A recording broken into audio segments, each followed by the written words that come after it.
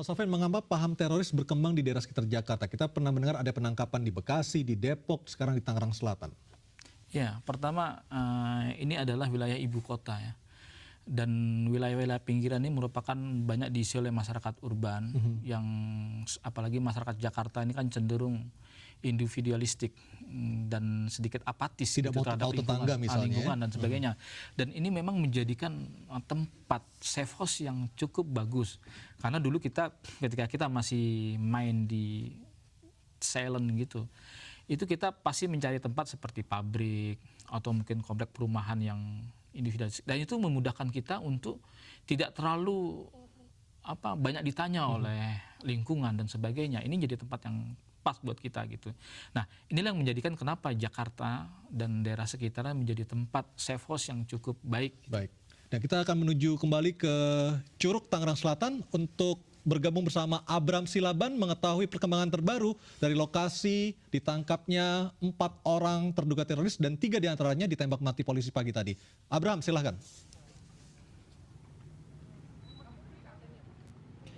Yang terbaru, Aryo Ardi, adalah 3 terduga teroris yang tewas di Kelurahan Curug, Tangerang Selatan sudah dievakuasi melalui mobil ambulans menuju ke Rumah Sakit Sukamto di RS Polri Jakarta. Kami tadi menyaksikan bagaimana proses evakuasi tersebut dan kemudian itu secara serta-merta mengurai perhatian publik yang ada di sini sehingga tim sudah bubar, kemudian masyarakat juga sudah membubarkan diri mereka masing-masing kembali ke tempat tinggal mereka masing-masing. Namun yang paling baru yang kami dapatkan adalah kami secara detail mendapatkan nama-nama mereka.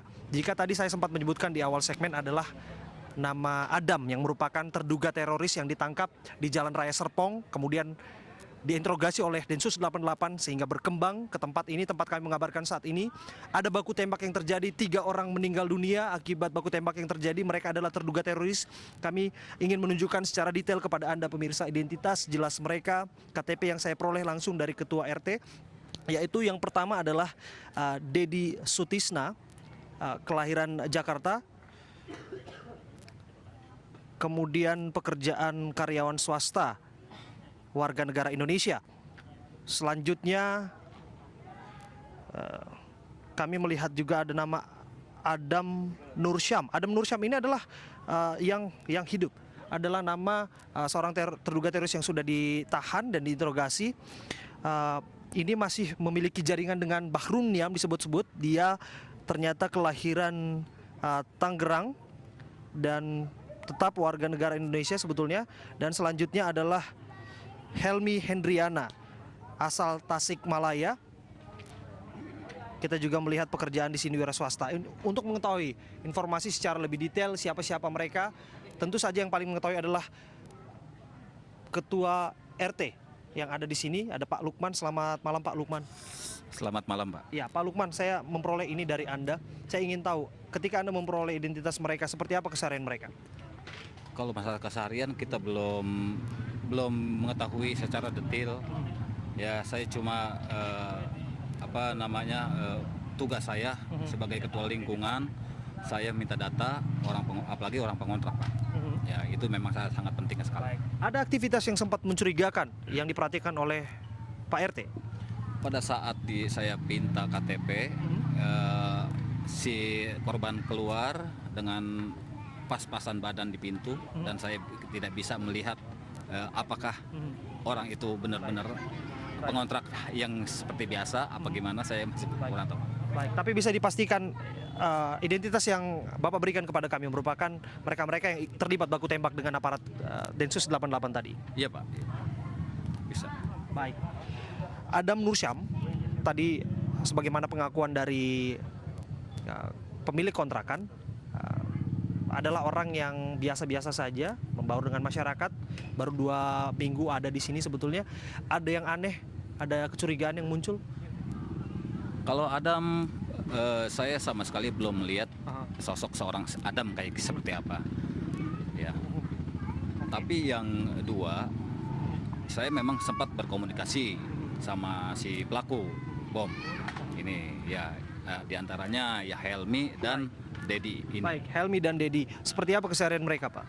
Kalau keseharian mereka, pengakuan dia sih untuk selama ini katanya dia Bekerja di mana? bekerja di Bandung sebagai sales air galon.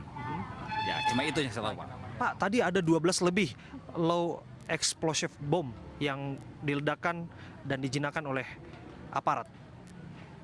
Ini tentu saja dirangkai di rumah kontrakan tersebut melalui dari testimoni aparat kepolisian. Apakah benda-benda mencurigakan tersebut sempat dilaporkan oleh warga kepada Anda? Tidak, Pak. Tidak. Tidak, Pak.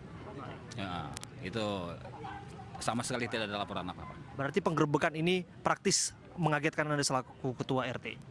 Ya, enggak juga, sebelumnya juga ada pengabaran dari saya, dari Polda langsung datang ke saya sebelum eksekusi ini. Kalau nggak salah 4 hari sebelum eksekusi ada dari pihak Polres atau Polda Untuk bersiaga. untuk bersiaga. Baik. Ya, Himbauan Pak RT terhadap warga sekitar untuk tetap tenang merespon persoalan ini. ya, ya, insya Allah aparatur pemerintahan khususnya di Kota Tangerang Selatan bisa menangani masalah ini. Baik. Ya, kita hidup, jangan terlalu kaku. Mudah-mudahan nggak ada apa-apa. Baik. Terima kasih Pak Lukman, Ketua RT yang sudah berbincang bersama kami. Tentu saja pemirsa, pengembangan terhadap kasus teroris ini penting untuk dilakukan mengingat ancaman bom jelang Natal dan kemudian di ujung tahun seperti ini penting untuk diantisipasi oleh aparat. Masyarakat juga diharapkan untuk berpartisipasi, proaktif, melaporkan apa-apa saja yang mencurigakan di lingkungan mereka. Demikian yang dapat kami kabarkan, kami kembalikan ke studio. Baik, terima kasih Abram Silaban dari Tangerang Selatan. Pak Sofyan, selain mengapresiasi kinerja BNPT, Anda juga sempat mengkritik BNPT karena salah sasaran. Penjelasannya seperti apa? Iya, sebetulnya bukan salah sasaran ya. Artinya memang kegiatan BNPT selama ini lebih banyak ditujukan kepada kelompok atau komunitas yang sebetulnya sudah tidak kita ragukan NKRI-nya. Merah putihnya jelas. Merah putihnya jelas seperti Nahdlatul Ulama dan sebagainya gitu. Akan tetapi perlu mendapatkan porsi yang lebih besar bagi para ex-napiter, narapidana terorisme baik yang ada di dalam ataupun yang sudah di luar. Karena ini kelompok-kelompok yang rawan. Banyak persoalan di kalangan mereka yang perlu mendapatkan perhatian daripada pemerintah. Dan ini merupakan sebuah cara untuk mengeliminir sedikit demi sedikit pengaruh mereka untuk ingin berbuat kembali. Nah, selain BNPT, apakah orang biasa atau warga biasa juga bisa melakukan deradikalisasi untuk mengubah paham para teroris ini tentang melihat sebuah masalah?